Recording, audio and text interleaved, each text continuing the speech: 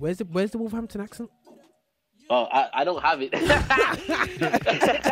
Where's that? I hate it. I hate it. I I'm really hearing do. some dark. I'm looking for some golden orange, hardcore Wolverhampton accent, mate. You know what I mean? No, you're not gonna find it here, man. I'm not gonna lie. I actually really don't like the accent. So the city itself I like. The city I like because it's quite serene and it's nice. Yeah. But the accent, I remember growing up in Wolverhampton and I used to hear the accent. People would say stuff like, "I'm going to Minans," and I just be like, "What on earth does that even mean?" And I remember when I was younger, I told myself, "There is no way I'm sounding like that." So I made an effort to like just not do that because I was like, it didn't sound like, I was like, what does that mean? Like, Yeah. So I kind of deviated from that quite a bit. We call that. We just wanted some big thick accent, but that's amazingly cool. I knew you'd be well versed in terms of bringing yourself across on ministry. You have to have that universal language, mate. That universal language. But yeah. Okay. So right. So we're just getting an idea of where you're coming from, where you've been, and what's happening. Now, right, you've got. You did mention about having music which reached out to almost like a rainbow of people, yeah. And I'll even mention to your colleague Hannah, and I says, you know what I like about addiction, right? You can drop it into any type of addiction that you have. Yeah. So whether it's addiction to porn, to drugs, to, you know what I mean, different elements of life, you know what I mean, and I feel that sometimes, you know, as Christians we tend to look at like addiction being alcohol and things that we don't do. But the reality show is that addictions are so underneath the radar, which is right underneath our noses, that we can kind of like get involved with. Now, quick question to yourself: is the what drove you to write this track, Addiction? You know what I mean? It is a very like straight on track, and to release as a single, it's straight in there telling people, you know what I mean, what the score is. You know, what kind of was the motivation? What was the inspiration behind this track, man? So with Addiction, I mean, I'll tell you how it came about. So, because I produce all my stuff, you see, and I had a producer that I was working with, and we were planning to release stuff, but we never got around to actually releasing that stuff because he unfortunately passed away. But when it came to doing Addiction, I remember I was going online and I was frustrated because I was like, I don't have any inspiration. I'm annoyed, and I went online and I randomly found this sample pack, and I found that kind of that loop that you hear throughout the track, and I put a beat,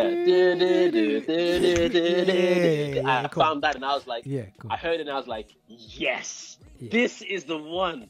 And I went into Logic and I put a beat over it, and I literally made the whole track. And then for some reason, I'd always wanted to make a song about something like addiction, and the reason I wanted to do that was because the first thing was, I think with a lot of Christian music, the problems that are described within them are quite vague. In the sense that it's not really targeted. It's like, I went through a river or a storm, or, you know, I had this mountain to climb, and it's that's general. It's vague, but it doesn't mean anything to the person as far as specificity is concerned. And so I wanted to make a track that was so specific that you couldn't ignore it, because the way I see it is Christians are just people struggling with the same things everybody else is. We're just not doing the same stuff, or we're holding ourselves accountable to the stuff that everybody else is saying is all right.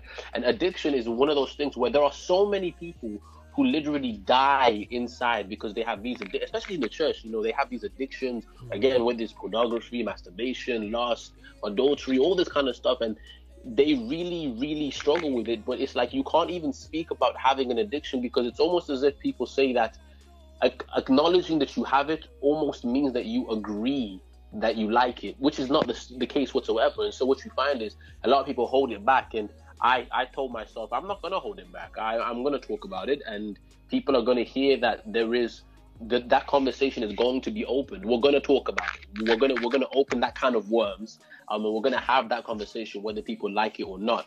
Just so we can have, just so I think especially young Christians today can have something that can make them go, okay, yeah, you know, I can actually relate to that. And it's interesting because I put it up on a channel, and there was this guy who commented. It was like a Christian YouTube channel, and he was like, oh, I thought I was the only one dealing with this, but this song has given me hope. And I was like, that's what I'm talking about, because you have these kids who are dealing with this stuff, but they have no reference point as far as the church is concerned, with regards to the way we approach it, to make them feel as though that it's something they can speak about. So that was the first reason. The second reason was because, again, the topic is something that people who are outside of the church can also relate to as well. And it kind of makes the church look like a more relatable place. If you have an individual who's not necessarily a believer, who has some random perception of how the church works, or even if they're just a person, if they have if a guy like me comes out with a song like Addiction, first of all, it breaks down every stereotype you could possibly put up again, to kind of suggest I'm this perfect little Christian man who's never dealt with anything. And once you dispel that stereotype, you make it a more productive, environment to just talk to people who are not necessarily believers and who aren't necessarily, religious, or even are of a different religion. But you can say, yes, we have this thing in common. I've dealt with this, or I'm dealing with this. Let's have this conversation and see where this can go so that we can talk. And those are like the main two reasons I actually created the track. Yo, easy, bro. I'm like, yeah. No. That's excellent, because sometimes we just make tracks because it's a vibe and it's whatever they're still, yeah. So it's absolutely, definitely cool. But what I'm gonna